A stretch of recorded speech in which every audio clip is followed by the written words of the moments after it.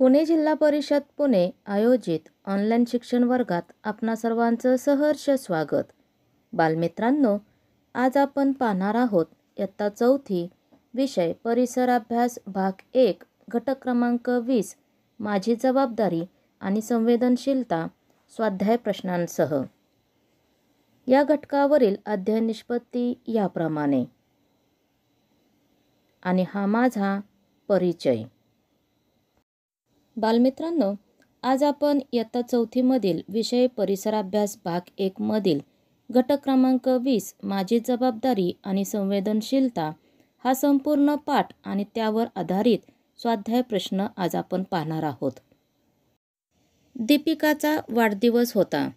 तिने तिच्या मित्रमैत्रिणींना घरी बोलावले होते. मैत्रिणी आल्यावर तिने मोठ्या आवाजात गाणी लावली. सगळ्या जणी हसत खेळत मजा करत होत्या. तेवढ्यात शेजारच्या घरातील आजोबा आले. आजोबांनी दीपिकाला गाण्याचा आवाज हळू करायला सांगितला. शेजारच्या आजोबांना उच्च रक्तदाबाचा आजार होता. दीपिकाच्या घरातील मोठ्या आवाजामुळे धडधड वाढून आजोबांना त्रास होऊ लागला होता. आजोबांना त्रास होऊ नये म्हणून दीपिकाने ताबडतोब गाण्याचा आवाज कमी केला. आणि चूक लक्षात आली. राहुलची आजी रोज तो शाळेतून येण्याची वाट बघत असायची. शाळेतून घरी आल्यावर ती त्याला खाऊ द्यायची. शाळेत काय काय झाले याची चौकशी करायची. राहुलला आजीशी बोलायचा कंटाळा यायचा. त्याला कधी एकदा खाऊ संपवून टीव्हीवरचा कार्टूनचा कार्यक्रम बघतो असे झालेले असायचे. राहुल आपल्याशी नीट बोलत नाही याचे आजीला खूप वाईट वाटायचे. आजीला उदास बघून आईबाबांना खूप वाईट वाटायचे. एकदा बाबांनी राहुलला त्याच्या वागण्यातील चूक समजावून सांगितली. तेव्हापासून राहुलने आजीशी बोलण्यास टाळाटाळ करणे थांबवले. तो आजीशी प्रेमाने गप्पा मारू लागला. या दोन्ही घटनांबद्दल वर्गात चर्चा करा. दीपिका आणि राहुल यांचे काय चुकले असे तुम्हाला वाटते? दीपिकाने मैत्रिणी आल्यावर मोठ्या आवाजात गाणी लावली आणि राहुलने आजीशी बोलण्याचा कंटाळा केला. या त्यांच्या गोष्टी चुकल्या असे मला वाटते. त्यांनी त्यांची चूक कशी सुधारली? दीपिकाने गाण्याचा आवाज कमी केला आणि राहुलने आजीशी बोलण्यास टाळाटाळ करणे थांबवले. अशा प्रकारे त्यांनी त्यांची चूक सुधारली. तुमच्या घरी किंवा शेजारी राहणाऱ्या वृद्ध व्यक्ती आहेत का? हो, आहेत. त्यांना कोणकोणत्या प्रकारची मदत कराल? आम्ही त्यांच्याबरोबर गप्पा गोष्टी करू. त्यांना त्यांच्या कामात मदत करू. आपल्या सर्वांच्याच घरात किंवा नात्यात वृद्ध व्यक्ती असतात. त्या आपल्यावर प्रेम करतात, आपले लाड करतात. मात्र ते आपल्यासारखी धावपळ करू शकत नाहीत. दुकानातून औषध किंवा सामान आणून देणे, माळ्यावरील वस्तू खाली काढून देणे, सुईत दोरा ओवून देणे अशी त्यांची छोटी छोटी कामे असतात. ती आपण वेळीच करून दिल्याने त्यांना मदत होते. मोठ्या आवाजात टीव्ही किंवा गाणी लावल्याने त्यांना कधीकधी अस्वस्थ वाटू लागते. खूप गोंगाट झाल्यास त्यांना त्रास होतो. अशा वेळी आपण आवाज कमी केला पाहिजे. अनेकदा आजी आजोबा दिवसभर घरी असतात. आपल्या मुला नातवंडाशी गप्पा मारणे हाच त्यांचा विरंगुळा असतो. आपली नात किंवा नातू शाळेत जाऊन काय करतात याविषयी त्यांना कुतूहल असते. आपल्याबद्दल त्यांना कौतुक वाटत असते. अशा वेळी आपण त्यांच्याशी प्रेमाने बोलल्यास त्यांना आनंद मिळतो. सांगा पाहू, घरात किंवा शेजारी आजारी माणसे असतील तर तुम्ही काय कराल? तुम्हाला जे योग्य वाटते त्याच्यासमोर बरोबर अशी खूण करा. जे योग्य वाटत नाही त्याच्यासमोर चूक अशी खूण करा. आजारी माणसाला उठसूट आणि कोणत्याही वेळी भेटायला जावे. चूक. आजारी माणसाला वेळेवर औषधे द्यावीत. बरोबर. आजारी माणसाला तळलेले पदार्थ खायला द्यावे. चूक. आजारी माणसाला अनावश्यक सल्ले देऊ नयेत. बरोबर. आजारी माणसाला वेळच्या वेळी जेवण द्यावे. बरोबर. आजारी माणसाच्या खोलीत मोठ्या आवाजात टीव्ही पाहावा. चूक. आजारी माणसाला डॉक्टरांच्या सल्ल्यानेच आंघोळ घालावी. बरोबर.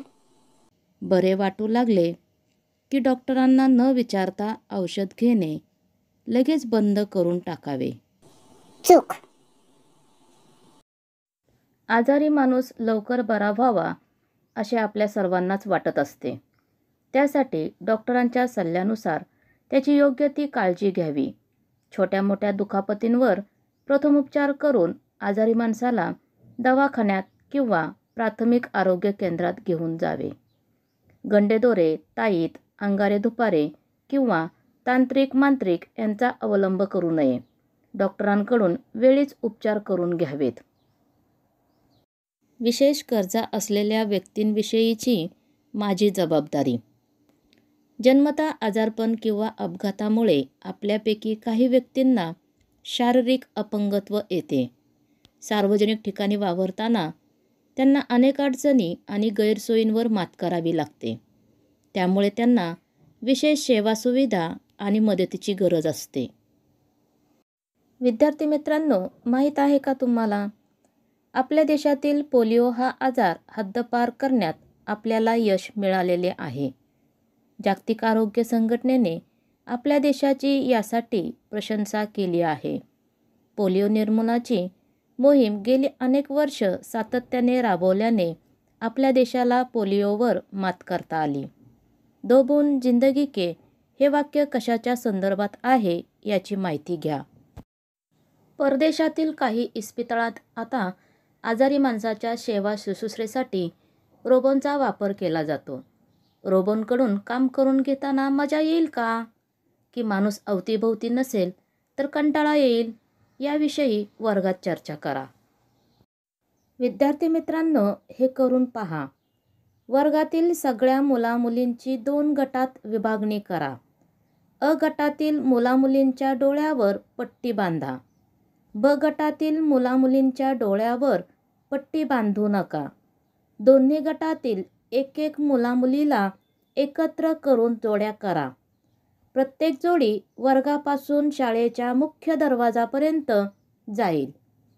तिथे पोचल्यावर अ गटातील मुलीच्या किंवा मुलाच्या डोळ्यांवरील पट्टी सोडा आणि ब गटातील मुलीच्या किंवा मुलाच्या डोळ्यावर बांधा. आता दोघेही परत वर्गात या. डोळ्यांवर पट्टी बांधून चालताना कोणत्या अडचणी आल्या? डोळ्यावर पट्टी बांधून चालताना पुढे काही दिसत नाही.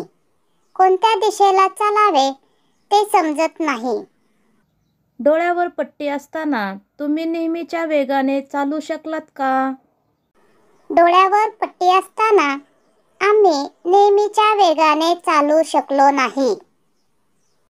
तुमच्या डोळ्यांवर पट्टी नसताना तुम्ही तुमच्या जोडीतील मुलामुलींसाठी थांबत होता की त्याला किंवा तिला मागे टाकून पुढे जात होता?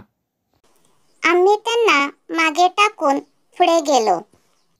तुमचा किंवा तुमचे जोडीदार तुम्हाला मागे टाकून गेला असल्यास तुम्हाला कसे वाटले? आम्हाला वाईट वाटेल. रस्त्यावरून जाताना हातात पांढरी काठी घेऊन चाललेली एखादी दृष्टिहीन व्यक्ती तुम्ही पाहिली असेल. पांढऱ्या काठीच्या मदतीने दृष्टिहीन व्यक्ती सार्वजनिक ठिकाणी मोकळेपणाने वावरू शकतात.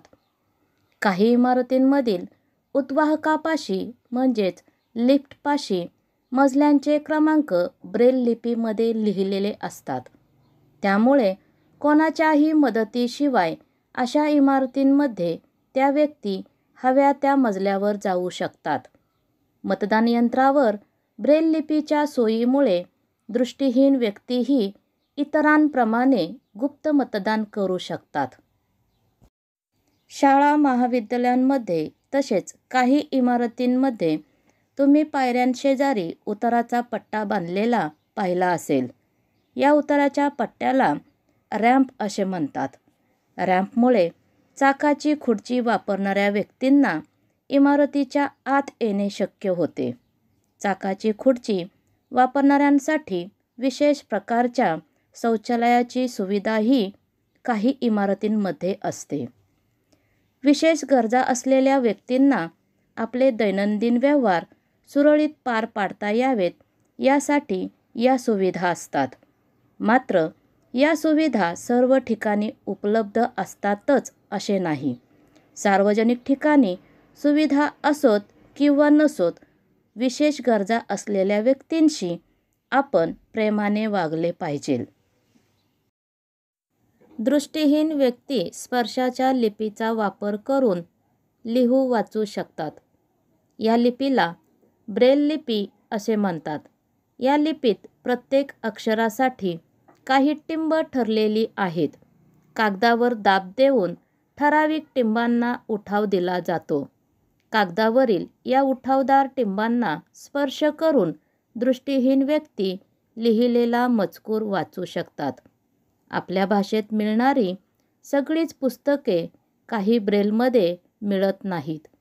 आपण आपल्याला आवडलेली गोष्ट आपल्या दृष्टिहीन मित्राला किंवा मैत्रिणीला वाचून दाखवू शकतो. खुणांची भाषा. कर्णबधिर व्यक्तींसाठी खुणांची भाषा असते. शिवाय बोलणाऱ्याच्या ओठांच्या हालचाली व हावभाव पाहून बोललेले समजून घेण्याचे तंत्रही त्यांना शिकवले जाते. आपण जर सावकाश आणि स्पष्टपणे त्यांच्याशी बोललो तर त्यांना आपले बोलणे समजते. म्हणून आपण त्यांच्याशी सावकाश आणि स्पष्टपणे बोलत संवाद साधू शकतो. कर्णबधिरांसाठी सांकेतिक खुणांच्या विशेष बातम्या दूरदर्शनवर असतात. विद्यार्थी मित्रांनो, माहीत आहे का तुम्हाला, सुधा चंद्रन या भरतनाट्यम नृत्यात पारंगत असलेल्या नर्तिका आहेत. एका अपघातात त्यांना एक पाय गमवावा लागला. तरीही कृत्रिम पाय लावून त्यांनी अत्यंत जिद्दीने नृत्य आणि अभिनय चालू ठेवला आहे. रवींद्र जैन दृष्टिहीन आहेत. त्यांनी अनेक चित्रपटांना आणि दूरदर्शन मालिकांना संगीत दिले आहे. त्यांच्या मधुर संगीताबद्दल त्यांना अनेक पुरस्कारही मिळाले आहेत. शरद गायकवाड यांचा एक हात अधू आहे. मात्र पोहण्याच्या शर्यतीमध्ये त्यांनी आपल्या देशाचे नाव जगभरात पोहोचवले आहे. विद्यार्थी मित्रांनो, आपण या पाठामध्ये काय शिकलो? आपल्या कुटुंबातील आणि परिसरातील व्यक्तींच्या अडीअडचणी समजावून घेणे, वेळप्रसंगी त्यांना मदत करणे म्हणजे संवेदनशील असणे होय. आपल्या आजूबाजूला किंवा कुटुंबात असणाऱ्या वृद्ध, आजारी व विशेष गरजा असलेल्या व्यक्तींशी आपण प्रेमाने व आदराने वागले पाहिजे. संवेदनशीलतेमुळे आपल्यातील मदत करण्याची वृत्ती वाढते. या पाठातील स्वाध्याय एका वाक्यात उत्तरे लिहा. 1. आजी आजोबांना कोणता विरंगुळा असतो? उत्तर: आपल्या मुला नातवंडांशी गप्पा मारणे हाच आजी आजोबांना विरंगुळा असतो. 2. आजारी माणसाची कोणाच्या सल्ल्यानुसार काळजी घ्यावी? उत्तर: डॉक्टरांच्या सल्ल्यानुसार आजारी माणसाची काळजी घ्यावी. योग्य अयोग्य लिहा. 1. मोठ्या आवाजात टीव्ही किंवा गाणी लावावीत. उत्तर: अयोग्य. 2. आजार बरा व्हावा म्हणून गंडेदोरे, ताईत, अंगारे दुपारे किंवा तांत्रिक मांत्रिक यांचा अवलंब करावा. उत्तर: अयोग्य. चुकीचा शब्द खोडा. 1. कर्णबधिर ब्रेल लिपी की खुणांची भाषा वापरतात? कर्णबधिर खुणांची भाषा वापरतात. ब्रेल लिपी हा चुकीचा शब्द खोडा. 2. पांढऱ्या काठीमुळे की चाकाच्या खुर्चीमुळे दृष्टीहीन व्यक्तींना रस्ता ओलांडणे शक्य होते. उत्तर पांढऱ्या काठीमुळे दृष्टीहीन व्यक्तींना रस्ता ओलांडणे शक्य होते. चाकाच्या खुर्चीमुळे हा चुकीचा शब्द खोडा.